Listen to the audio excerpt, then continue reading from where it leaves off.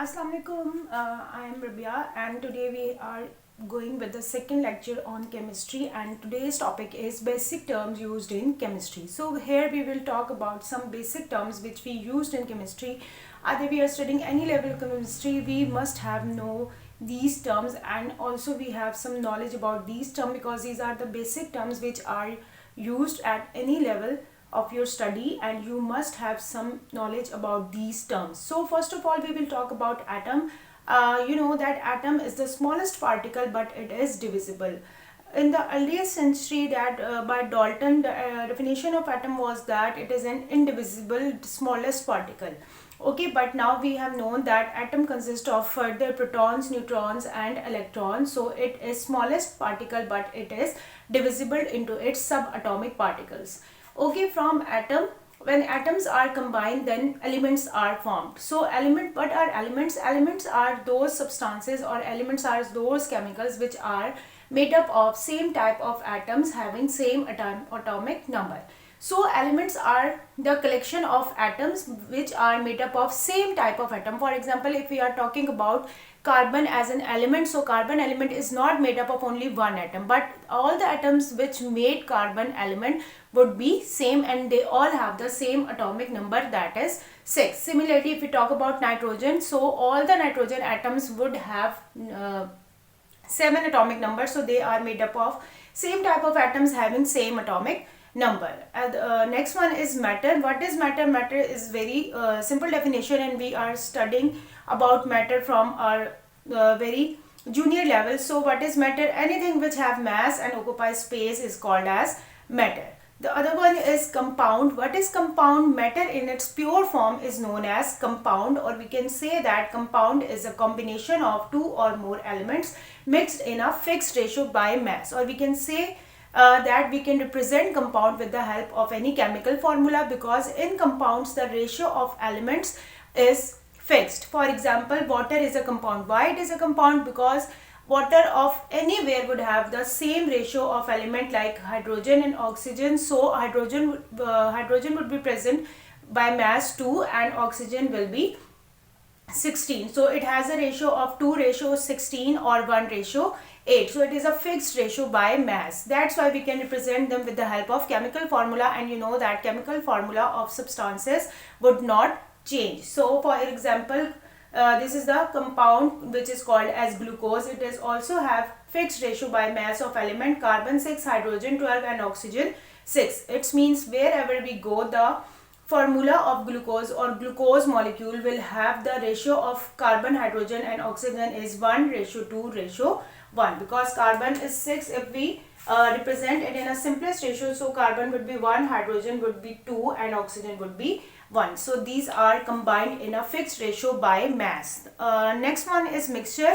What is mixture? Mixture, we can say that is opposite to compound. It is an impure form of matter, and elements or compound which are mixed together but not in a fixed ratio by mass. For example, if we mix water and sand, water is a compound, and you know that sand is also a compound because it has a formula SiO2, and water has a chemical formula H2O. Both water and SiO2 or sand is compound, but when we mix them, we don't have any specific formula, or we don't have their ratio by mass. They don't have any fixed ratio by mass, so it is simple a mixture. Or when you mix water with a lemon, so it is also a mixture, not a compound. Even if you mix zinc and copper, brass will form. Brass is also a mixture. Either it is made up of two elements but not in a fixed ratio by mass, so it is simply a mixture.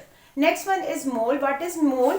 Mass of an element, molecule or formula unit or ionic compound expressed in grams is known as mole. For example, if we represent carbon mass as 12 gram, so it is called as 1 mole of carbon. Similarly, if we represent 1 mole of water molecule, its molecular mass is 18 grams, so it is 1 mole of water contains 18 gram mass. Similarly, formula unit, for example, any ionic compound like sodium chloride, so it has a mass of 58.5. So and if we represent this 58.5 gram, so it will be called as 1 mole of sodium chloride is equal to 58.5 grams.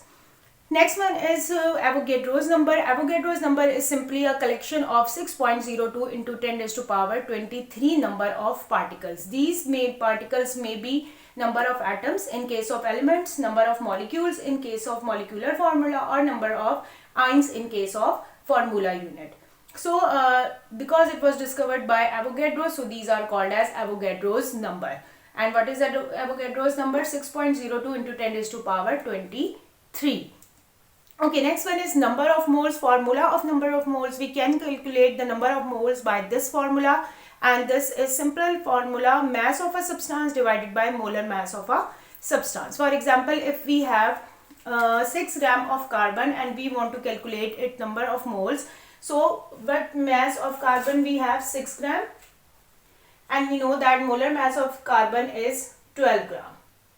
So its number of moles will be 0.5 moles. So this is the formula of calculating number of moles. Okay, I hope you have understand this. Okay, with the help of the previous formula, that is by the formula of number of moles, we can also calculate the mass of a substance. For example, if we have the number of moles and we know the molar mass, because molar mass we can see from our periodic table or we can learn them. Okay, so we can calculate the mass of substance if we have number of moles. So the formula will become as mass of a substance is equal to number of moles multiplied by molar mass. For example, as we have calculated the number of moles in case of carbon, so for example we have 0.5 number of moles of a specific substance. For example, we have 0.5 moles of carbon, so we can calculate its mass like number of moles and molar mass of carbon is 12, so we will multiply number of moles with molar mass, so we get mass of carbon as 6 gram. Okay, now we also have the formula of calculating number of particles, and it is very simple. Number of particles is equal to number of moles multiplied by Avogadro number. Okay, this is number of moles instead of number of particles. Okay, so number of moles multiplied by Avogadro number. Avogadro numbers are represented by Na and their value is 6.02 multiplied by 10 raised to power 23.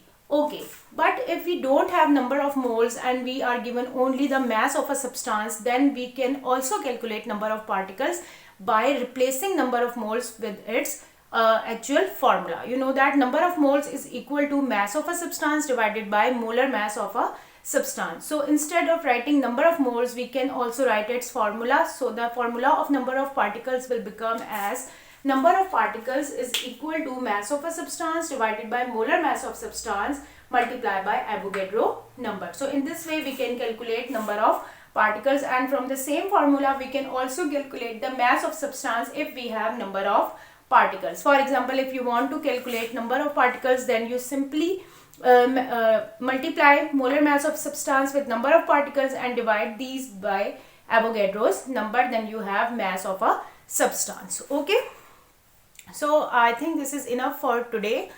In the next lecture we will solve some numericals by using these formula. So tell me if you have any query or you want to learn any topic.